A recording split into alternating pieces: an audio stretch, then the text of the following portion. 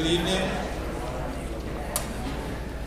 First thing I want to do is make sure the sound works for all of you. How are we doing? Tim up in the back, give us a thumbs up. We're okay? Get it louder. It would work better if you could. How's this? Yes, good. Is that better? Yes. Hot mic. Hot mic. Nice job, Ray. All right.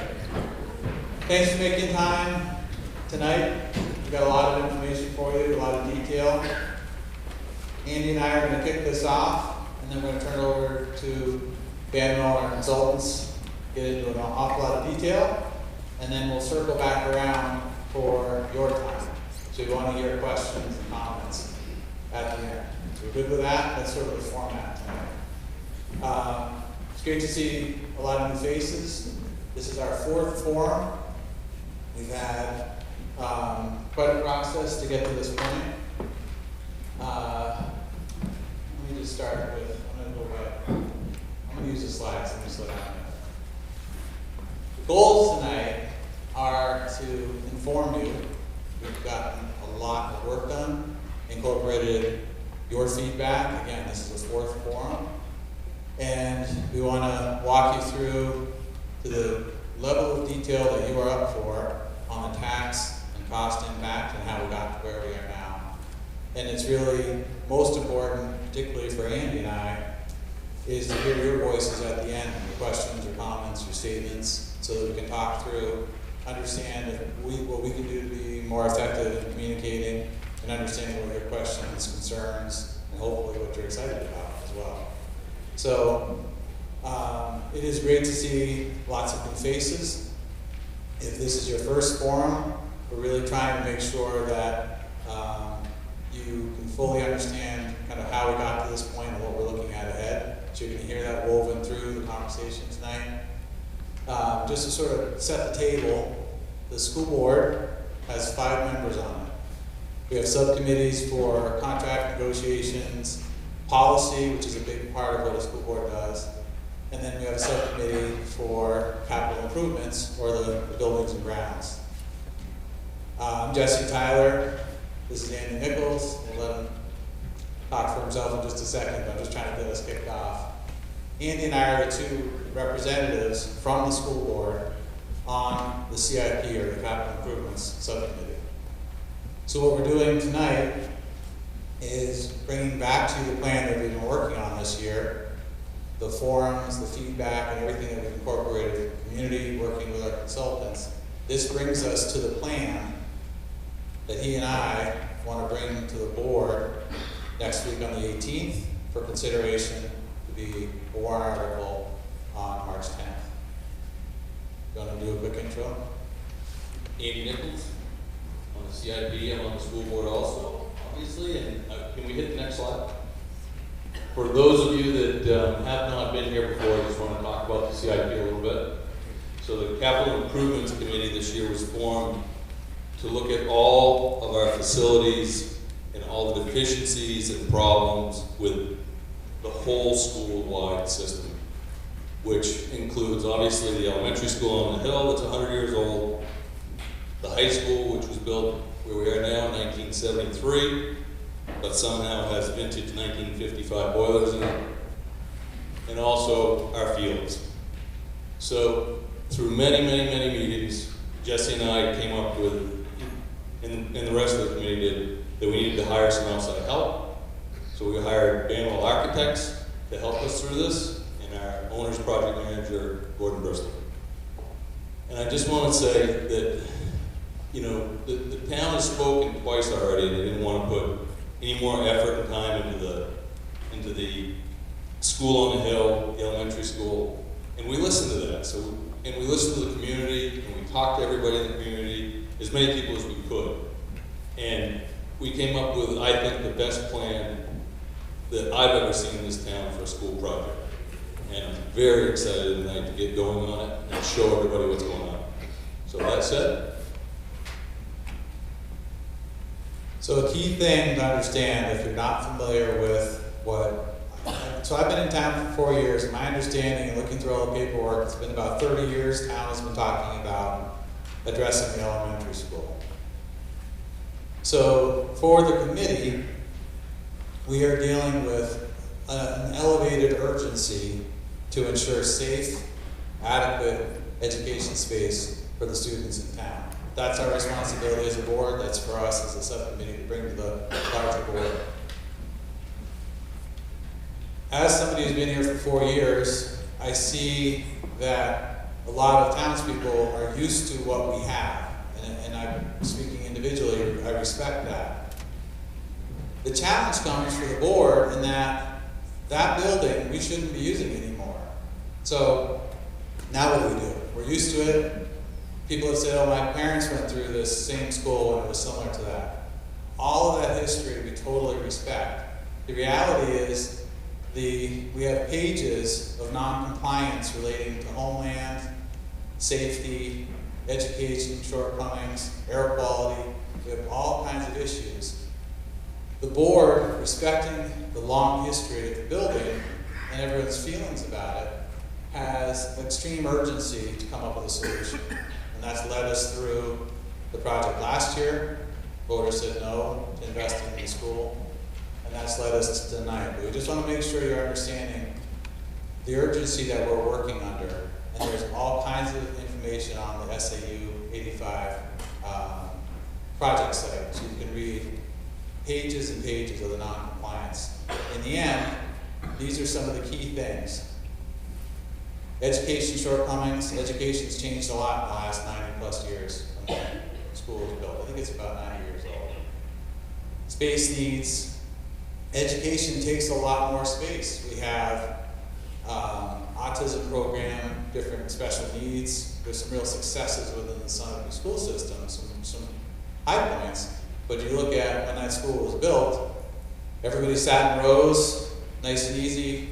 There were no other services. So education has morphed and changed.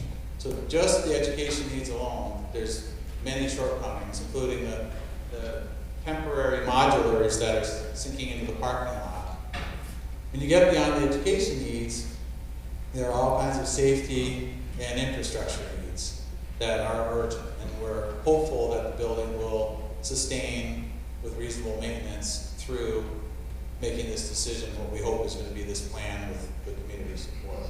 But there is some elevated urgency to it, so we just want you to understand that's the context that the committee has had to work with it.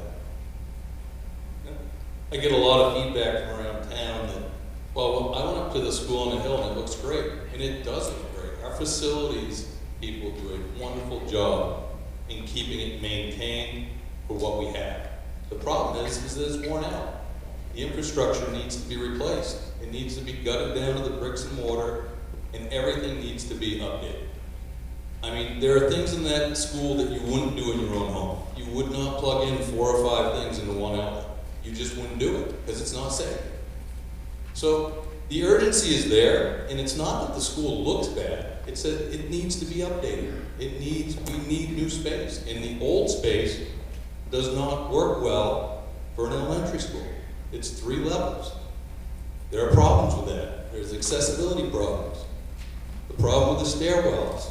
The list goes on and on and on. And I just want to say, you wouldn't do this in your own home, so why would we put our kids in that environment? So we hope that we've been consistent in messaging the urgency that we're required to work within. That said, we have a middle high school that's been well taken care of. Yes, the boilers and some of the other HVAC issues, but overall, this investment the town made before in this building, it's in pretty good shape. It does need some significant work, but it's in pretty good shape. And that gave us a great starting point.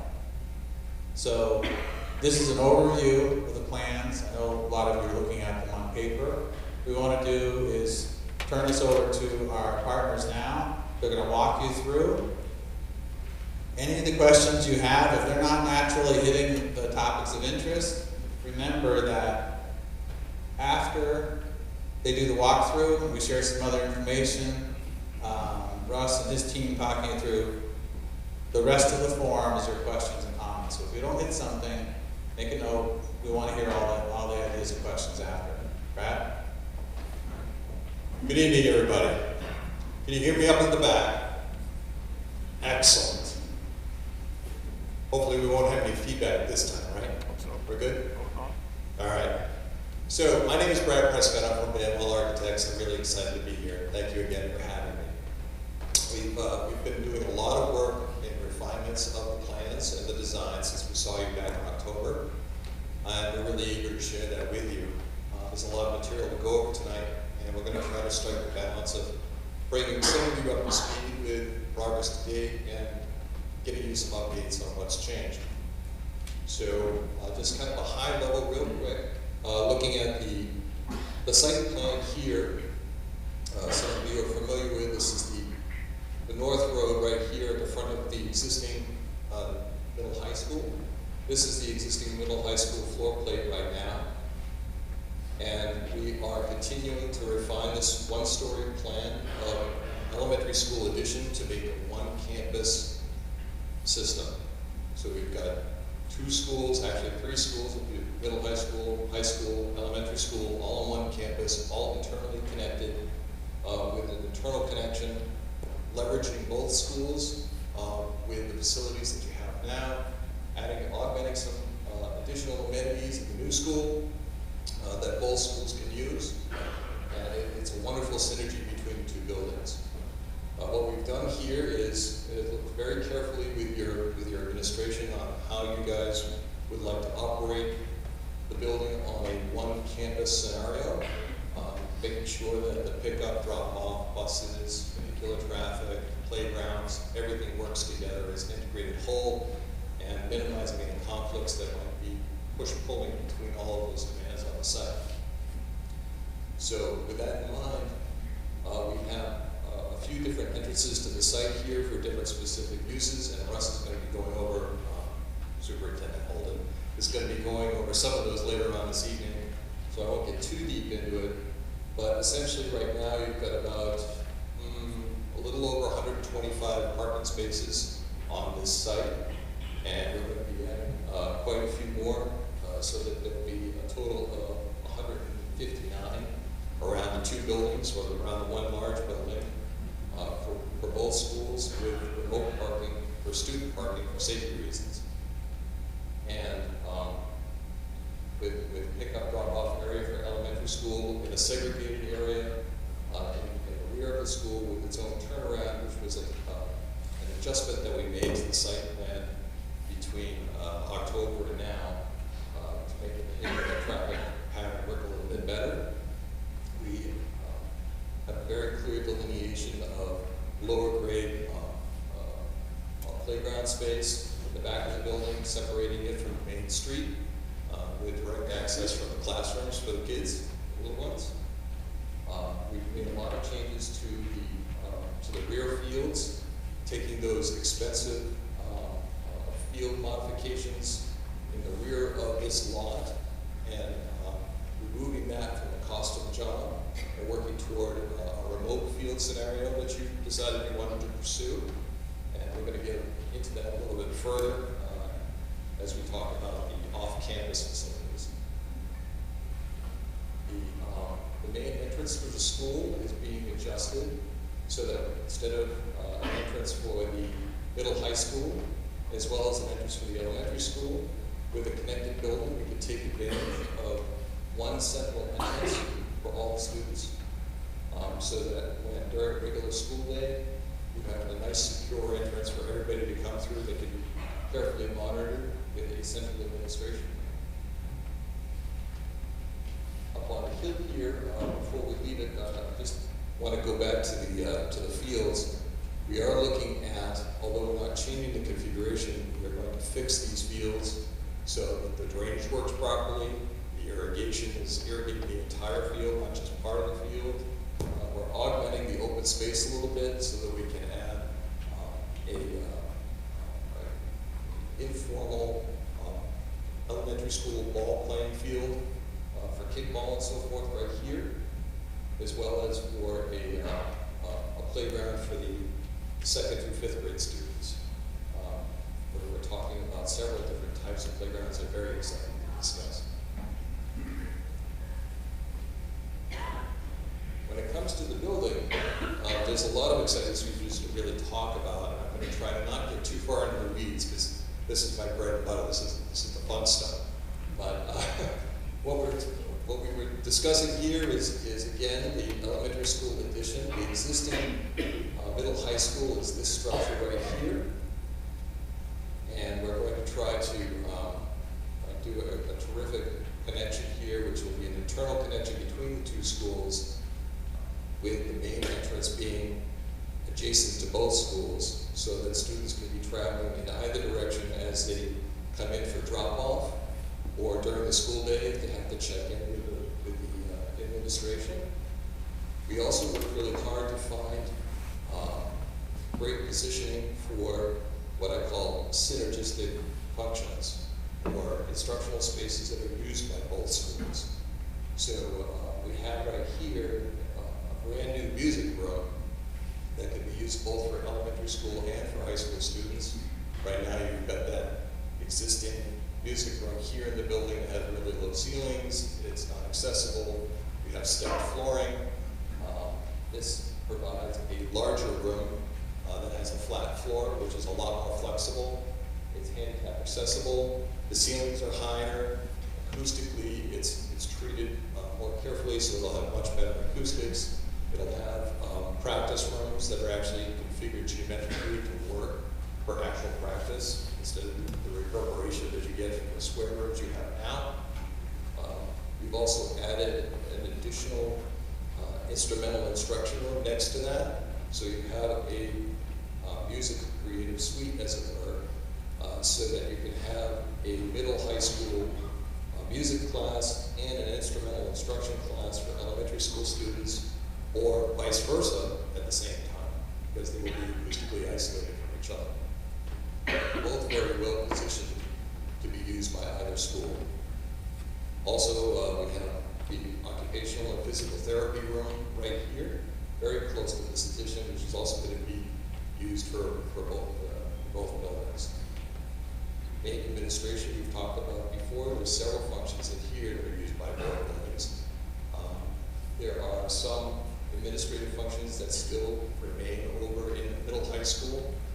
Assistant principal, middle high school meetings, and a couple of other functions which are important to stay local to the building for the middle high school students, while leveraging more cost-efficient location for some of the shared activities.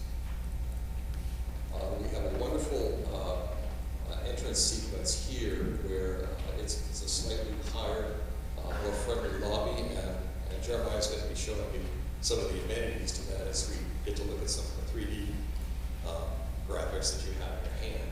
And this has got a terrific configuration for after-school lockdown or segregation of the building. So after the school has ended for the day, these doors here can be locked, and the multi-purpose room can be used for multiple uses depending on what the need was that evening.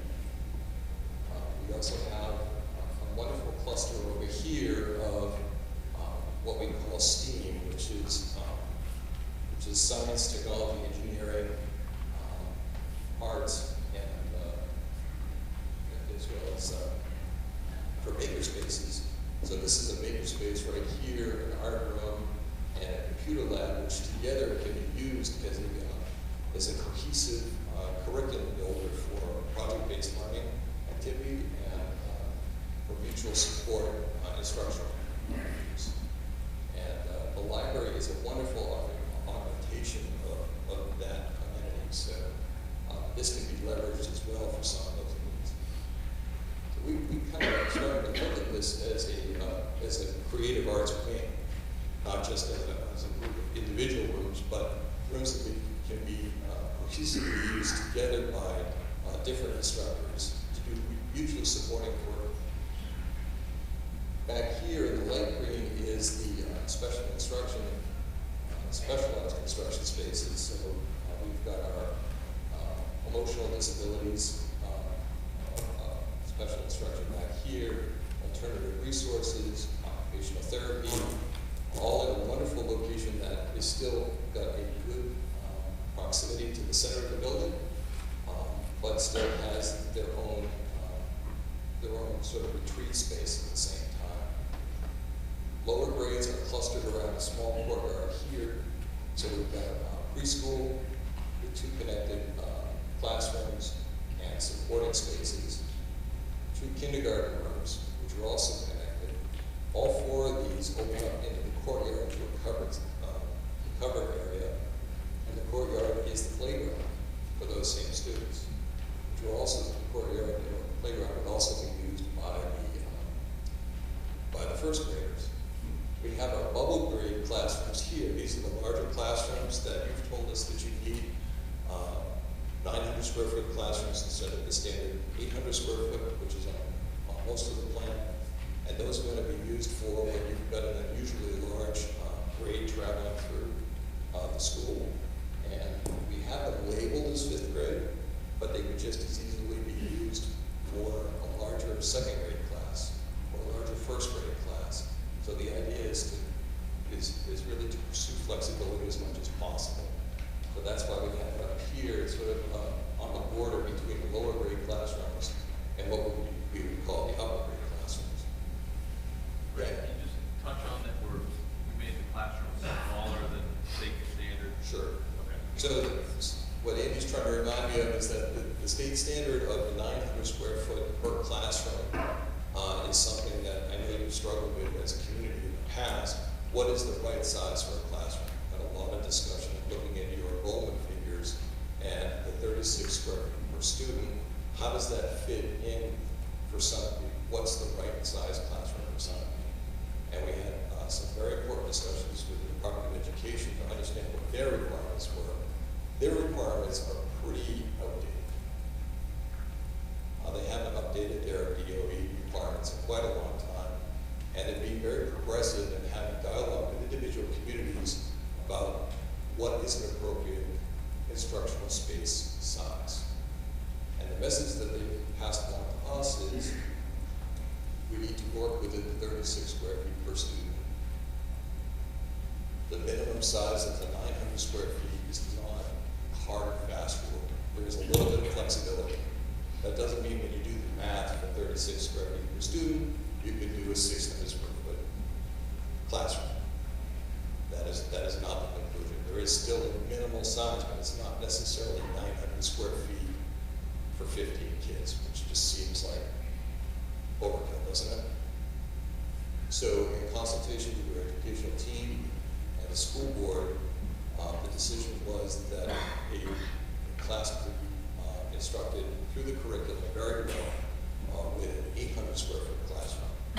So your typical classrooms have 100 square feet taken out of the minimal size. We've already checked with the DOE and they are agreeable to this change. Understanding that, a couple of classrooms set aside for just in case you have slightly unusual classes that are going through the system. Hope I didn't over-explain that, but there you go. Correct. Other changes since you've last seen this, the multi-purpose room, we heard loud and clear that you wanted to have a little more flexibility, a little wider use of it as a performance space. So we did an increase to the size of the performance platform. We don't call it a stage for several reasons, but essentially it's 900, a little over 900 square feet. When you go over 1,000 square feet, they become a stage and they become more expensive. So we're very careful about what size we pick. And at 900 square feet, instead of the 400 square feet you had before, it's much more versatile, and you've got more options. We also added a multi-purpose storage room so that if you have performance material that you want to store in between rehearsals or in between performances, this could be leveraged to make this space more usable. And I think that's the highlights of our changes. I think the only thing I would also point out is an amenity in this building that I think is important to talk about. It's not exciting, but storage is a big deal. In your existing elementary school, you've got storage in the corridors. You've got a lot of storage in the classrooms that don't need to be there. And the classrooms are too small to begin with. What we've tried to do as a strategy here, pursue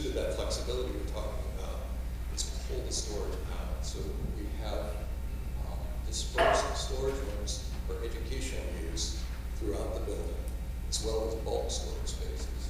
And this relieves a lot of the pressure inside the classrooms and allows them to be flexible.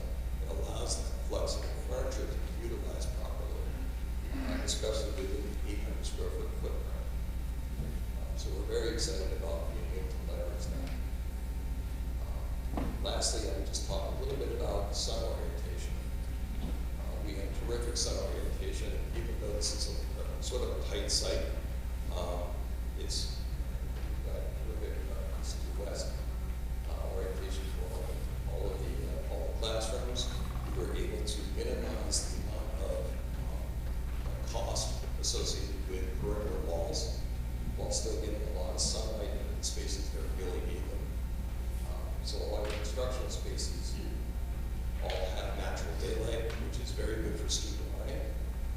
There are a couple of small individual instruction spaces that don't have natural light through windows, where we put some skylights in. Really small spaces generally don't really need that sort of thing. Large spaces is where we're really trying to focus on, or we might put in some skylights in that case. Yeah, hi everyone. I'm Jeremiah Goulart with Banwell. And there's a couple other topics that are worth mentioning. A design aspect that we've retained, that we've discussed in previous meetings, was the shared use of the cafeteria and renovating this whole area to gain access for dual use for the elementary school as well as the high school. So that hasn't changed to make that more efficient. Another thing I can think of, thinking of items that we really like about this plan are, it's got a very clear circulation pattern. It's pretty straightforward and easy to navigate. You know, the exits are visible from almost everywhere in the building, which makes it nice for supervision, security, and so forth. We positioned a lot of these programming elements, to take advantage of their adjacencies, and also, the effect that they have on your experience, as you go through the building, and about how it presents themselves, For an example, the library as a design element gives it prominence from Main Street. So we've taken these factors into consideration when we lay out this entire floor plan and this design. And the same goes for locating the classrooms towards this end of the building. It makes it more private. They have their core functions all shared and easily accessible at the center, but your classrooms are a little more private and aren't as accessible to the middle high school students who don't necessarily need to navigate through that area of the building to gain access to these other items that Brad previously discussed. Since the last meeting, we've refined the plan.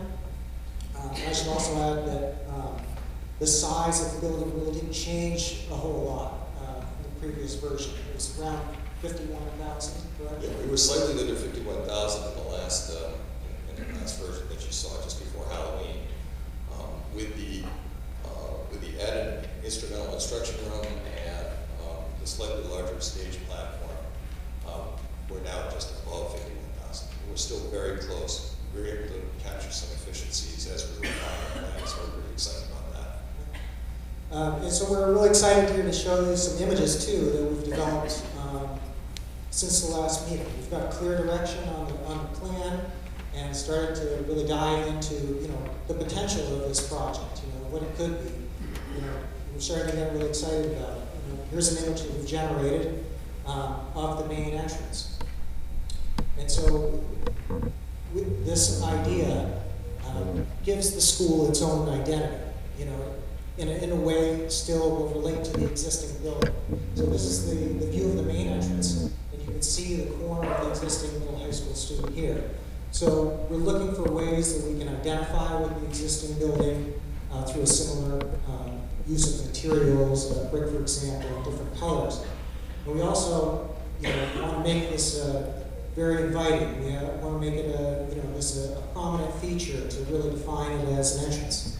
And some of the moves that we've done is we've shown this covered canopy here and a curve that kind of grabs you and welcomes you in, and it there is a relationship from the existing covered entry that you have here that we've taken advantage of. So taking some moves of some strong elements here that really define it as an entry. You know, more glass at the vestibule, things of that nature. Here's a view from the road entering the site. Again, you can see this canopy entrance, and this brick element here. In order to bring down the scale, you know, we've used a variety of different textures. Looking to this is a play trying to be playful with some different brick tones, carrying through the idea of a wainscoted brick in a different color, you know, to relate to the existing building, and some reveal in the brick too, to break up its massing, you know, make it feel grounded and not so massive. Here's the library that I pointed out earlier from the street side, really trying to make that an element to distinguish itself. It's a unifying, you know, program element.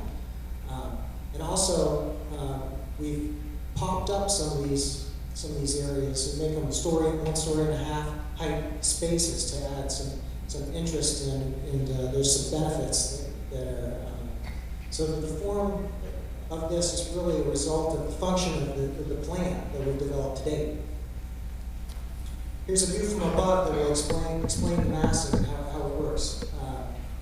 Here's this canopy that grabs you and leads you in. We've also incorporated, this is the 1.5 story space that I was mentioning, which would really make this for an inviting, light, open area, taller lobby space that we have another image to show you of that.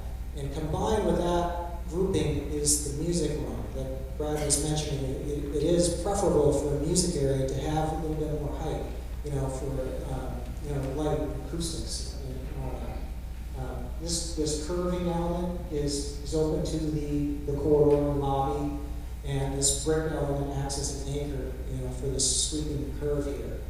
You can also see another pop-up. This is trying to take advantage of that intersection with the creative corner, as we're calling it. The makerspace, STEAM, art, library, computer lab corner. Pop that up there. And you can also see the multi-purpose room with the stage platform on site. I love this view because it really, both of these views kind of explain the building. You can all see it, but the truth of the matter is you don't actually see that view unless you're in the drone. But they explain really well also the materiality discussion. So right now in this existing building, Jeremiah was talking a little bit about the brick wainscot underneath the windows, carrying that vocabulary a little bit through into the elementary school. So we've got a little bit of continuity there. Continuity that we didn't really want to carry through was the lack of resilience that we feel from the vinyl siding of the existing high school. We wanted to look for material that was a little bit more low maintenance, a little bit more resilient to abuse. So what we're showing here is it's actually a metal panel with a texture, but similar colors to the existing schools. We're still trying to tie it together. We're still trying to give it some of the scale texture of this building while not trying to mimic it. Exactly. And also you can see here the connector line between the two buildings. Here's another view from above that no one really experienced, but it's helpful to help you understand how it works. Again, here's the main entrance here, this one masonry element, you know, this sweeping curve, the 1.5 story spaces. Here's the library. Here you're looking at the corner, this is the makerspace and art room. And then you're looking at the side of the classroom in here. You can see the pop-up for the platform and the multi-purpose space. This is a great view to talk a little bit about the prominence of the entrance, because although this is a 1-story building next to essentially a 1.5 story building, it's pulled a little bit out from the facade of the rest of the building. It's out actually in front of your existing middle high school entrance. And by being in such a position, it makes itself a little bit more prominent without being overwhelming. It's a 1-story height, which we think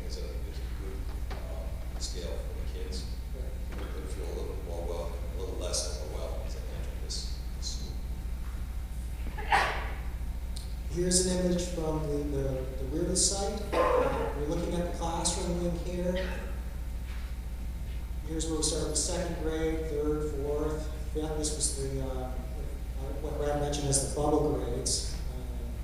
Here, slightly larger classrooms. And we think this is a nice feature to have the lower grades all easily have doors that easily access the playground directly from their classrooms. And it's very private, protected. And here you have your exterior, exits. We have some hardscape here. I believe the thought is that the parent pickup and drop off will happen at the back of the building from one of these exits. Mr. Holden will speak to you again. And here's, and all these images are massing studies. This is where we are to date. And this is suggestive of that interior shot of the lobby, as you enter in through the vestibule doors. And here's the curve, and here's you can just see the end of that brick element here. So we started to play around a little bit with, how the space can be defined.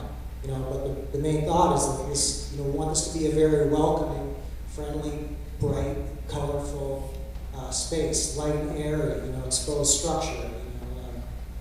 And we're just starting to have fun with it. So I hope you feel the same.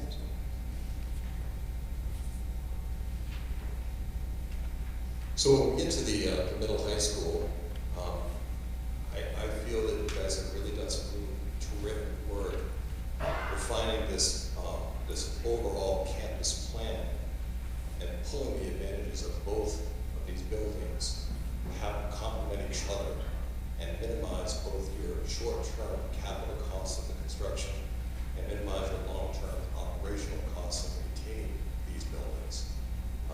What we've done here as a team is essentially pull all of the little additions that we thought we needed from the high school to make the school work properly, and been able to consolidate most of them into the one larger building next door, which is a much more efficient way to do an addition.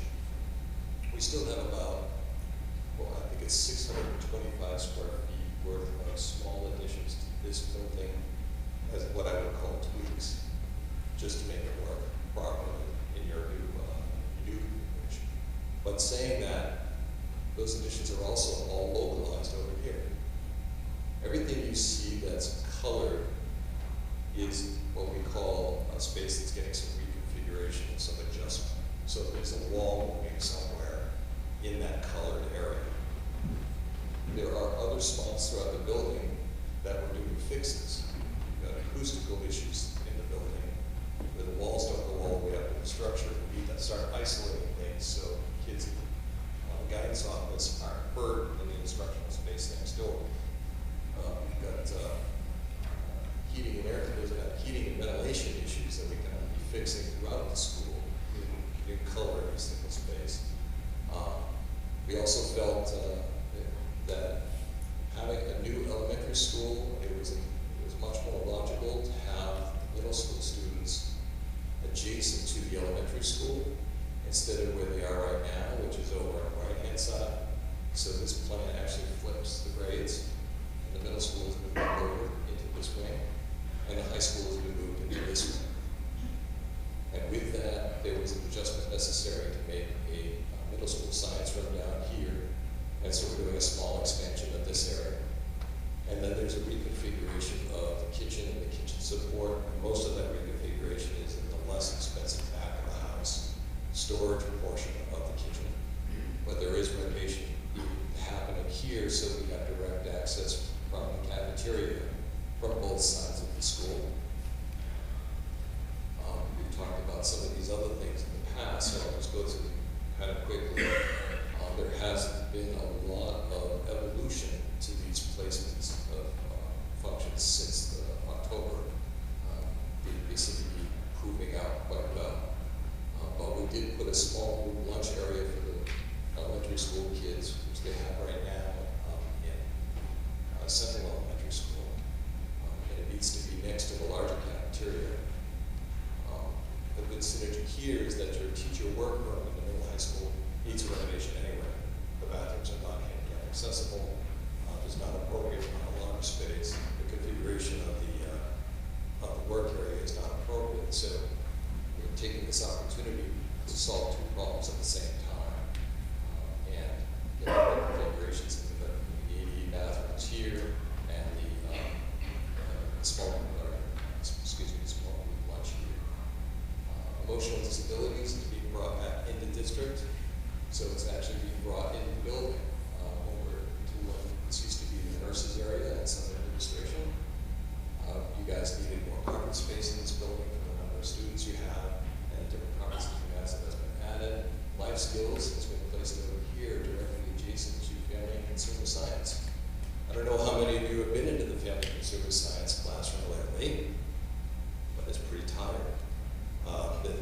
The casework is original, and it's just worn out, as are the appliances. So we're looking at a renovation of this room, but we're also going to be able to use the kitchens, kitchen spaces for that room for the life skills training. So we won't have to build a whole other kitchen for the high school life skills. Biology and physical sciences are just disproportionately sized, so we'll fix that and make the biology the right size, and also put some skylights in there so they have some natural daylight and proper science prep as well as in between those two. There are also some other little fixes throughout the building, but these are the most notable ones. With that, I think we're going to turn it over to Russ to talk a little bit about how he's envisioning using the building that we're discussing.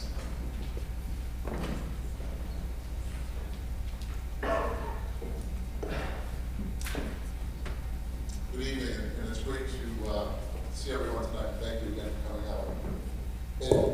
And I'm going to be quite honest, this is really exciting, having worked on something now for a couple of years and seeing some three-dimensional images of what sort of our ideas now really look like on paper. And really what I want to do tonight, hopefully I'll have some folks that will be able to talk about this, is talk about some of the educational components of this design. Before I do that, I want to go back and reiterate what Brad touched on probably two forums ago, how education sort of pushed this design to where it is now.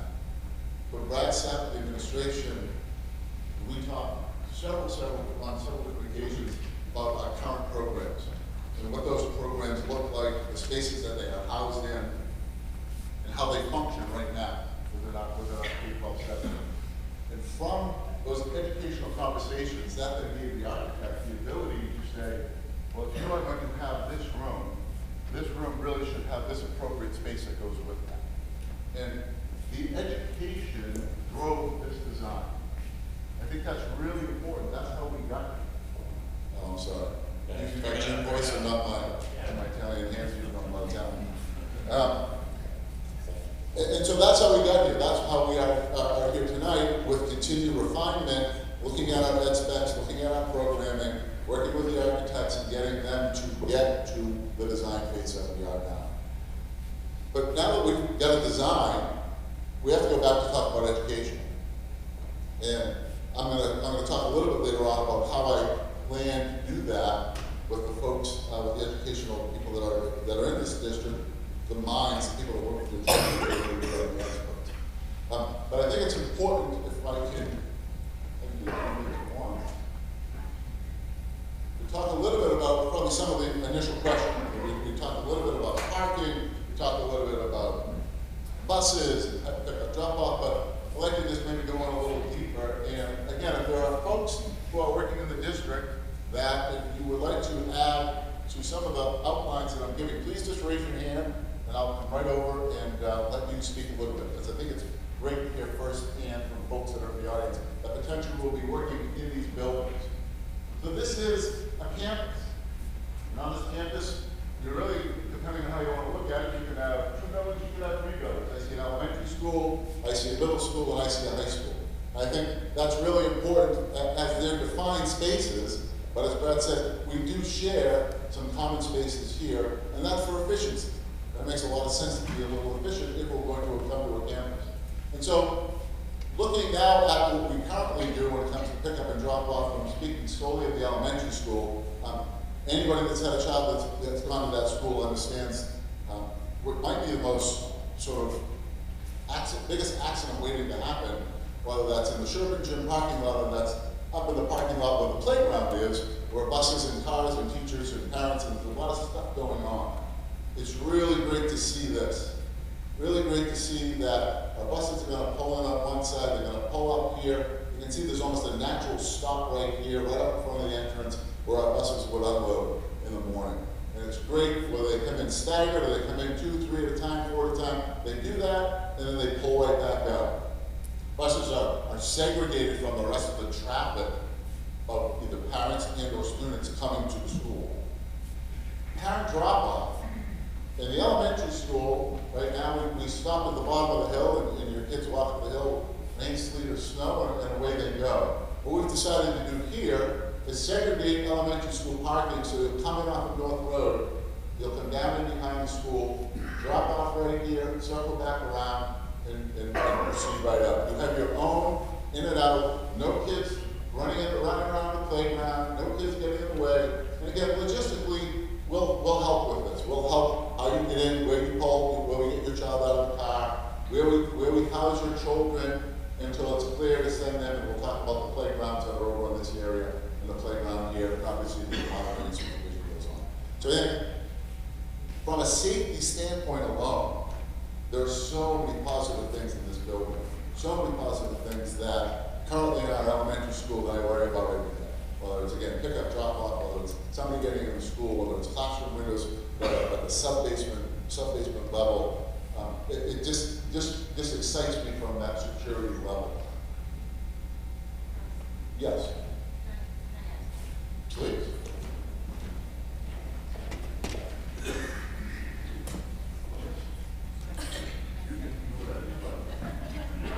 Hi, my name is Kathy Scott. I teach first grade at the elementary schools, and this is a great segue for me. This is something that I have been concerned about since I started teaching in Centipede 4 years ago. If anything ever happens in my classroom, I have one way out of my classroom. And I have all these little first graders that I need to babysit. The other piece of that is I can't just drop them out of the windows like Russ said. It's too far down. So, well, I could, yeah, right. We could, but it's just not safe.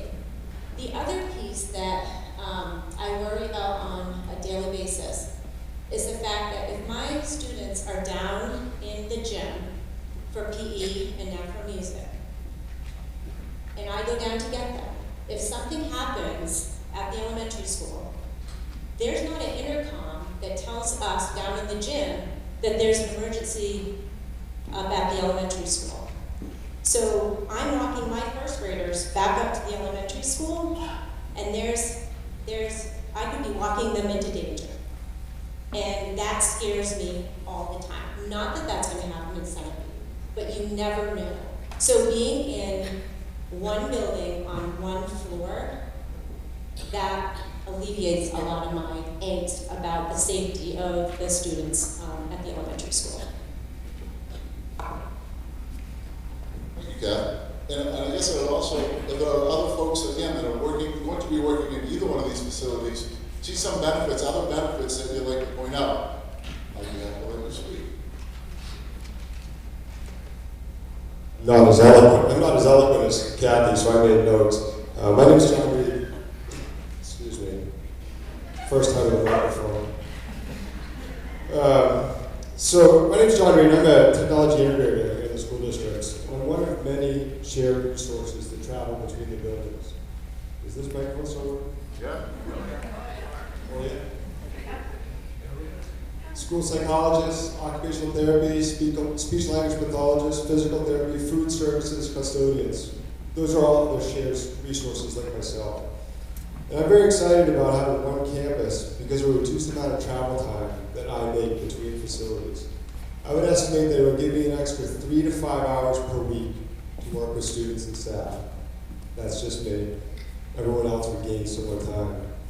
It's not only an opportunity for students and the staff, but it's more efficient for them. Getting more availability to me, my schedule, and supporting the staff and students is what I'm here for, and more time's a good thing. Thanks, Ron. My name is Heidi Doyle. I am the elementary school librarian, and I am also very excited about having one campus for a couple of different reasons. Currently, it's really difficult to get books between the two buildings, and if we have lower level readers in middle high school, they can now come to my library very easily, check out books. And conversely, we have some really high-level 5th grade readers. They could go up to the middle high school and check out books there. So that kind of thing makes perfect sense to me, meeting the needs of all of our learners. But we also right now have 3 separate spaces where our unified arts are housed. The PE and music down in the Sugar Gym, the art room is out in the modular, and the library is in the building. It's really difficult to collaborate with people when you're in 3 separate spaces. So I'm also very much looking forward to having all of us in one building and all of us in a sort of arts space where we can work together much more efficiently. I'm also really excited for the possibility of being able to teach in the winter when the heat comes on, because in the current building, I don't know if you've ever been in there when the heat comes on in the library, but it's like jet engines. And I have to stop teaching to go turn the heat off in order to continue because it's too loud. So those are the kinds of things that get me really excited. Some of the educational benefits, and I'll just pick it up. Currently, the library media center at the elementary school houses 3 programs. We've been able to break those 3 programs out when we talk about sort of this being that visual, that fine learning, so art, STEM, STEAM, computer, wing over here. We've talked all about this, continue to talk about the safety. I'll hit on it, maybe the teacher wants to help me hit on it, because you know better than I do, an elementary school teacher. The time that is lost to leave the classroom currently to go down to the gym, to come back up to the gym, to go back down for music, then to go potentially back over to the module for art. That's not bad probably in June, maybe in May, probably in April, but from November to March, how much time would a teacher just give me an estimate to get kids ready to get down to, let's say, the gym? How much of that? I'm Amanda Hewak. I teach preschool, and I was challenged to figure out the percentage of my day because I'm in the lovely modular, so I have access to nothing in my current building except for art. And when I thought about this, it wasn't just PE or music or the library, it's the nurse, or if I need a color copy or something. So on average per day, I spend 17% of my day either dressing the kids up or moving them. And that's on a typical day. Today, I had a couple students that needed to go to the nurse. I needed a color copy. And I actually spent 45 minutes of my day moving around with students without students that I lost teaching, which it doesn't seem like that much time, but my program's only 3 hours. So if you take 17% of 3 hours, that's a lot of time that I'm missing. And if you've ever gotten a 3 or a 4-year-old ready and dressed, taking 10 minutes is a good day on either end, but sometimes it takes a lot longer because we're teaching them those skills. So I'm really excited to be housed in one building so that the students can access these things easier and we can gain some of our time back. So one of the other pieces that people have questioned or asked about, they said, and you can call me Russ, but it's fine, I don't need to be super believe me. They said, how are you going to, they're going to do this lunch thing. How's that going to work? And so I went to my food service workers and I said, hey, this is what I think we can do. Can we do it? I said, do you want to have a campus or do you want to serve 400 kids lunch between the hours of 11 o'clock and 1 o'clock? I said, yeah, that's what I want to do. He goes, we do that every day. said, oh, okay, that makes me feel a little better. I said, can we do it in one cafeteria? He said, absolutely, it's not a problem with that whatsoever. I said, all right. He said, you bring it back to me. You go do the math and bring it back. Okay, I'll do a math problem. We start at 11 o'clock. We have 25-minute lunches. We have 5 minutes in between. We have 4 lunches.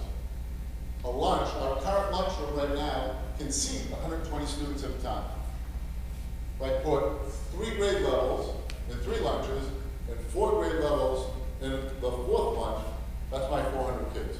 And that's in the same time period, 25-minute lunches, 5-minute passing time in between. And then the next lunch goes and the next lunch goes. How we configure that? Sure, we could look at, is that a K, 1, 2, 3? Does that go 4, 5, 6, 7? Does that go 7, 8, 9? Does that go 10, 11? Those are some things we can work out and look at numbers. But as far as the logistical ability to put kids into a cafeteria during the same lunch period that we currently have now, actually give them a longer lunch, because we know younger kids sometimes have a little trouble eating. Well, older kids just don't stop talking to eat or just don't eat, period. So we gave them a little bit longer time to eat their lunch, from about a 22-minute lunch that they have now to a 25-minute lunch. So again, there's some logistical things we have definitely thought about. While I'm speaking about students, I think this is important to recognize and really want to thank our student body that came up tonight in support. And you may not want to be here after I tell you this, but one of the things I think that I talked about was the safety. The safety of this campus, to me, are the things that, the safety of our campus is now, are the things that keep me up at night. And one of the things I've always said is I never want to be in this position where I have to call a parent and say, I'm sorry, but. That's just those words I just don't ever want to say in my career. So, not wanting to take that risk, and we're talking about 100-something parking spots around this building, and knowing that we intentionally made this bus loop here, and the middle high school parents have got this drop-off thing pretty down pat over here, and we now just created this for elementary school. It left me with, what am I going to do with my sophomores, juniors, and seniors that drive cars? I said, I love those kids so much, I want to put them in my backyard. I would like to personally watch over their cars every day, right here in my backyard. So we are going to designate a student parking area. It's remote, yes, a little bit. Maybe in the good weather you might figure out a way to come back here across the bridge. But what our expectation would be for the most part, you're going to drive in, you're going to park your car, you're going to walk down here, walk a little down Lower Main Street, walk up North Road, and enter the building somewhere in this area. We have got, remember you when you were kids, you had to walk up the hill? Think of this as the hill, but it's flat. It's okay. So, again, maybe for safety, but again, that's your parking lot. We will make sure that it's secure, it's lit, it's monitored, all those things that happen currently here will happen here as well, so that their vehicles are taken care of. But more importantly, if you accidentally hit the accelerator too fast in the parking lot, guess what? There's not going to be anybody around here that you're going to have to worry about, or going to have to worry about hitting, or potentially getting an accident or hurting. By keeping things separate like this, again, adds to that safety. And that's a real exciting piece.